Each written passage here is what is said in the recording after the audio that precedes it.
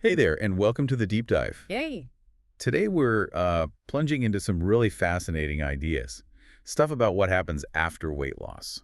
Right. Using insights from someone named Dan Hollis, we've got these two pieces you mentioned: The Story Beneath the Weight, What Cravings Can't Hide, and another called Failing Gracefully, what Dan Hollis taught me about failing gracefully with weight loss. Yeah, exactly.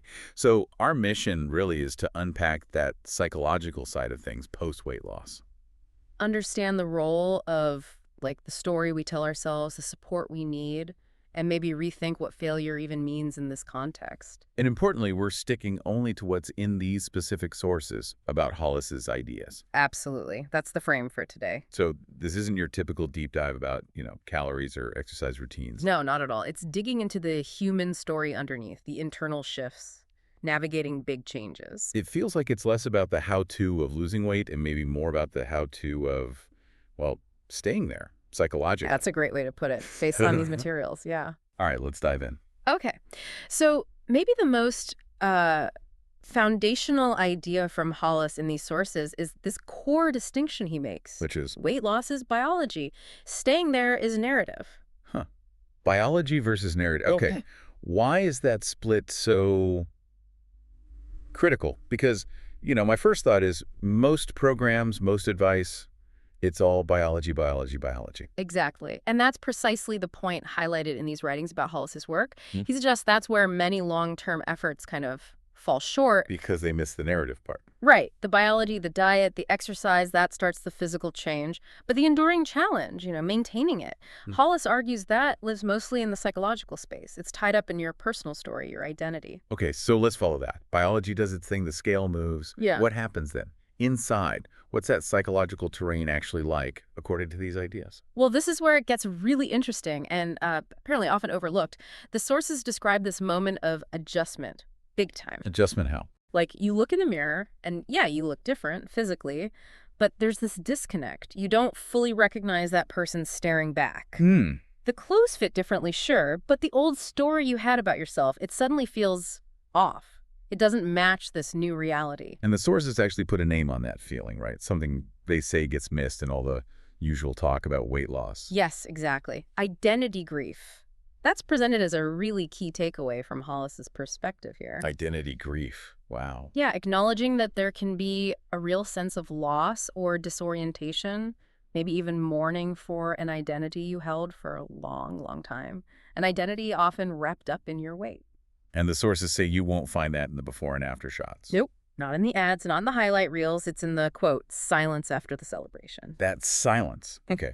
The material also talks about hunger, but not just as like a physical need. It says hunger shapeshifts. That's right. Hollis's idea, as it's laid out here, is that hunger doesn't just poof disappear, it transforms. Into what? That it might become memory or confusion or sometimes just this feeling of space and emptiness. Okay, that makes sense. If eating was tied up with comfort or emotions, taking it away leaves a kind of void. Exactly. And the sources stress that if that new space isn't consciously filled with something else, something nourishing, emotionally or psychologically, those old cravings, they can rush right back in. And there's a direct quote about that, isn't there? About relapsing. Yeah, Hollis is quoted saying, people don't relapse into hunger, they relapse into confusion. That really flips the script. So it's less about physical hunger and more about struggling with that disorientation, that empty space. That's the idea presented here, yes. It reframes the reason for going back to old patterns. The material even mentions semaglutide here, saying it can create a pause, like turn down the volume on the physical hunger noise. It does, yeah. It can give you that quiet period, biologically speaking, but... Right. And this is crucial, according to Hollis in these writings, that very silence can be, well, dangerous. Dangerous. Because when the usual biological noise quiets down, the stories we've buried tend to rise. That's the quote. Things you haven't dealt with can surface in that quiet. Okay, so you've got this quiet space, potentially difficult old stories bubbling up. What does Hollis suggest doing with that space based on what we're reading? You build, you scaffold, you consciously, deliberately stitch new rituals into old routines. It's new rituals. Yeah. Okay. Yeah, it's about seeing those lingering feelings, even if they feel like hunger, not as just a problem to squash, but maybe as a signal that something deeper still needs your attention, needs naming. And this is where support comes in. Like, it's not just nice to have, it's essential. Absolutely essential. Non-negotiable, really. There's a very strong line attributed to Hollis. Support isn't optional. It's neurobiological scaffolding. Neurobiological scaffolding. Wow, Yeah, that sounds structural. exactly. The sources explain it's meant to be seen as structural support, especially when the biology is quieter, maybe due to medication or just significant changes. It props up the psychological and narrative work that needs doing. So the really deep work, it doesn't start when the number changes on the scale. It starts later. That's the argument, yeah. These sources echo Hollis, saying the true journey kicks off not with the pounds lost, but when you get to a place where food is no longer the primary way you explain or manage your feelings. There's that quote again. When the cravings stop, the truth begins. That really hits hard. It does. It drives home the depth of this. And it all circles back to that core connection Hollis emphasizes. Biology and story. Right. Biology can change your body, sure, but, quote, only story can change your future. And the sources include a pretty stark warning if you don't address that story part, right? They do. The caution is, biology will give you results that psychology will dismantle. Oof. So without tending to that underlying narrative, the psychological stuff, the physical changes are just vulnerable. Left vulnerable to basically falling apart. Yeah. The writings mention Hollis offered tools for this: language, scaffolding, and narrative memory to help people navigate it to, quote, come home to themselves. It really reframes the whole goal, doesn't it? The sources end this part with another Hollis quote. This journey isn't about eating less. It's about living more. A total shift from subtraction to addition, building a richer life. Exactly. A fundamental shift. Okay, that makes a lot of sense. Yeah. And it leads us really naturally into the second big theme in this material. Yeah. Failure. Or rather, reframing failure. Because, let's be real, setbacks happen in any big change. They absolutely do. And that second source really digs into how Hollis viewed those moments. It challenges that common idea that if you stumble, you're weak or undisciplined or just broken. He seems to completely flip the script on failure. He really does. There's this quote: failure isn't the end, it's a message, a moment of feedback.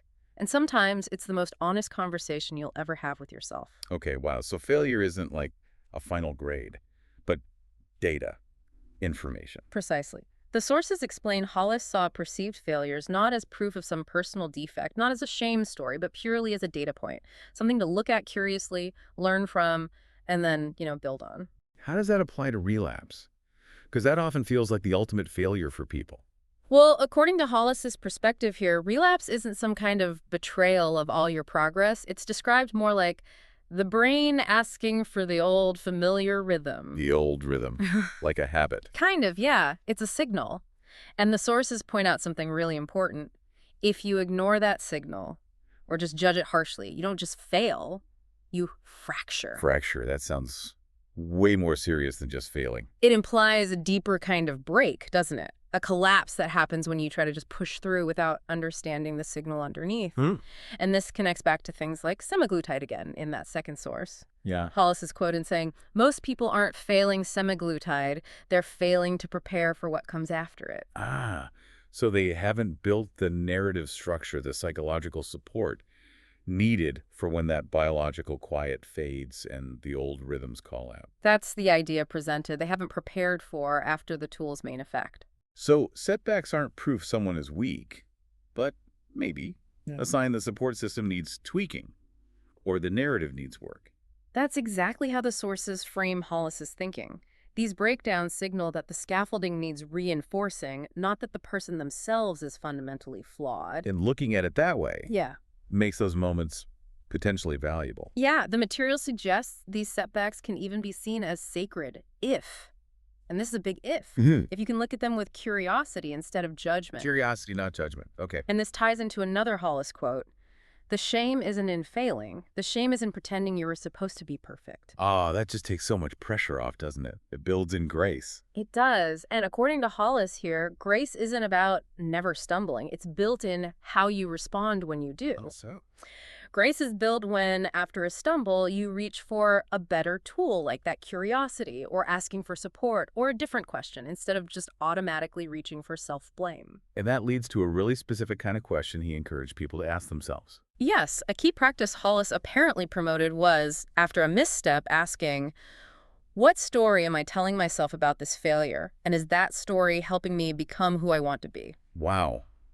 That shifts everything. It moves from just focusing on the mistake to looking at the narrative around the mistake and whether that narrative is actually useful. Exactly. It puts the agency back with you in how you frame your own story. It's about owning the story of the setback. It is. And this whole reframing, this different way of relating to missteps, the source suggests that might be the most profound, lasting change Hollis offered, teaching people how to, quote, fail forward. Fail forward. I like that. Yeah. Okay, so let's try and pull together the key things we've unpacked from this deep dive based just on this material. Sounds good. We saw Hollis highlighting that huge shift, Yeah. right? From biology starting weight loss to narrative sustaining it. Right. Introducing that idea of identity grief and how cravings can morph into confusion or just space. Yeah, and then the absolute necessity of support, that neurobiological scaffolding. It's structural, not optional.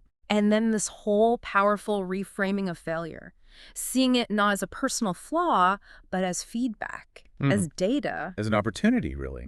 A chance to grow, build grace, and learn how to fail forward.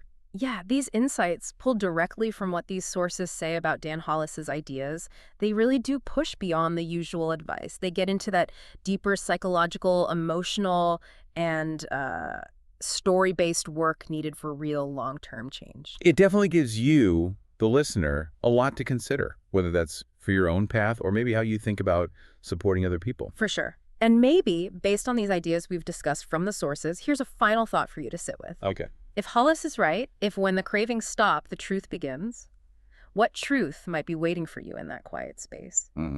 And thinking about failure, the next time you hit a setback, any kind of setback, what story are you telling yourself about it? Really ask yourself, is that story actually helping you move towards who you want to be? Powerful questions. Definitely food for thought. Thanks for joining us for this deep dive.